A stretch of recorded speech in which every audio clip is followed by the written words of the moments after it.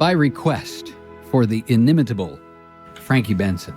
That's Frank Patterson's Danny Boy, Zoomer Radio, FM 96.7 in downtown Toronto, AM 740 everywhere, and online at zoomerradio.ca. Yeah, good morning, Neil and Sam, and very pleased to have Frankie Benson in studio with us this morning to talk about all things his show and his life and his apparent singing talents, which I am learning about, Neil. Right. So that's so cool. Now, because long before radio, which has been, the last 40 years, there was music for you.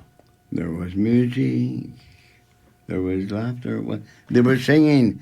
I was in a band, and the band was called the Molly Maguires. Yep.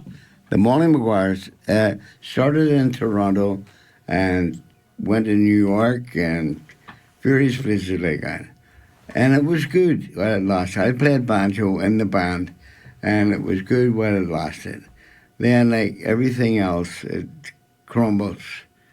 Somebody gets ugly, somebody's not ugly enough. Right?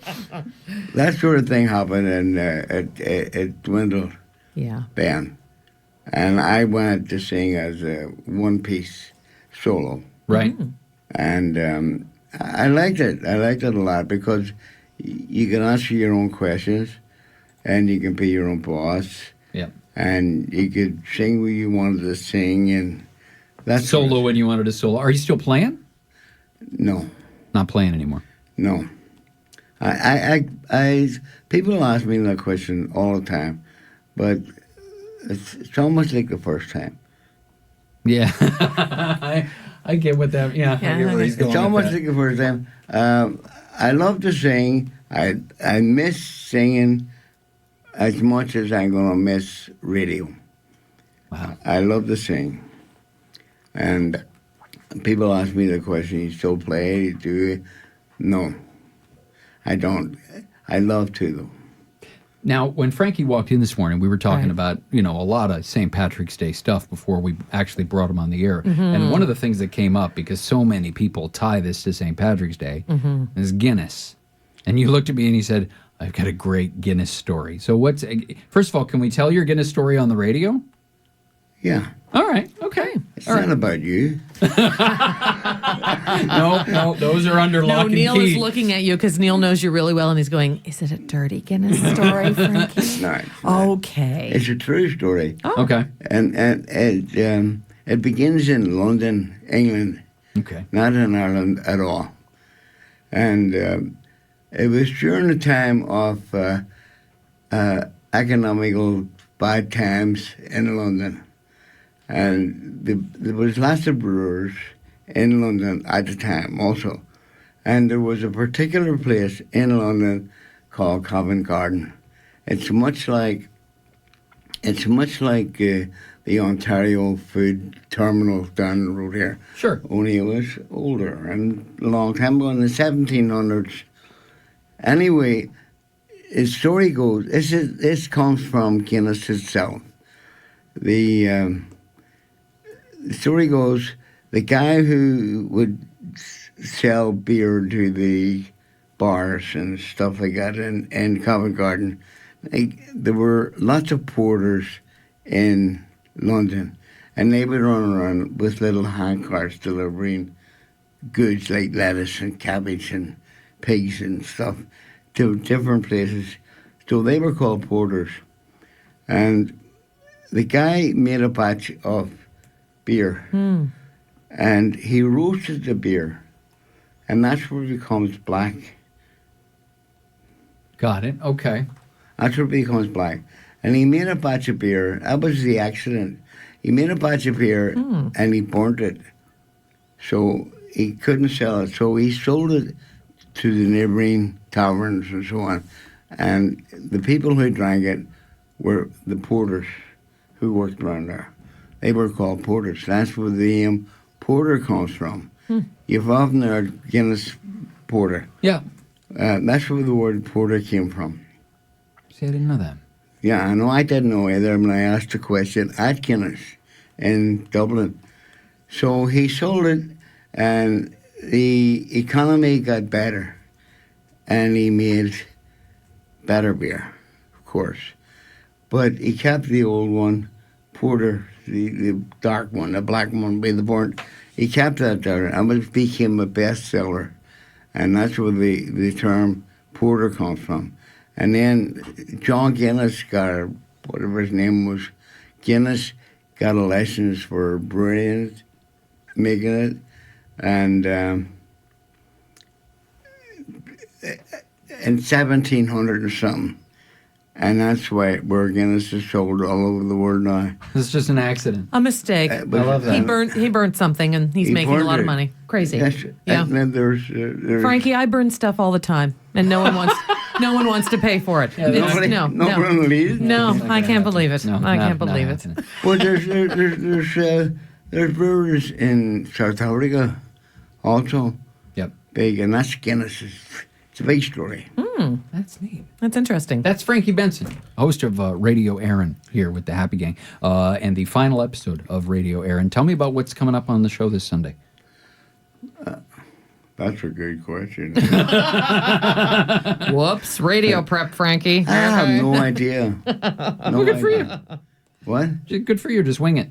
I have no idea. I have, maybe if I get home and look at the log, I know what the log is. And some people say they'll be playing old sad Irish songs and goodbye songs and all that, bringing up tempo sort of thing. So I tried it. I tried to bring something like Van Morrison into the mix and so on. Nice. That's what I tried. Yeah, that'll be great. I got to tell you that in the 40 years that you've been on, we're grateful here that you spent the last 10 or so of them with us here at Zoomer Radio. And from me, and I know this comes from everybody else that's got an office that's up the pay grade from me, if you know what I'm saying. Yeah. Thanks, man. You're a class act. Thank you very much, Neil. It's very nice to hear that from you because when you first started here, you're a new guy coming in, and it's, what's he going to be like, you know? And worse than that, he's going to be my boss. Well, yeah. And he's a nice guy. He's a nice guy. He's not so tough. No, he's not not. so tough.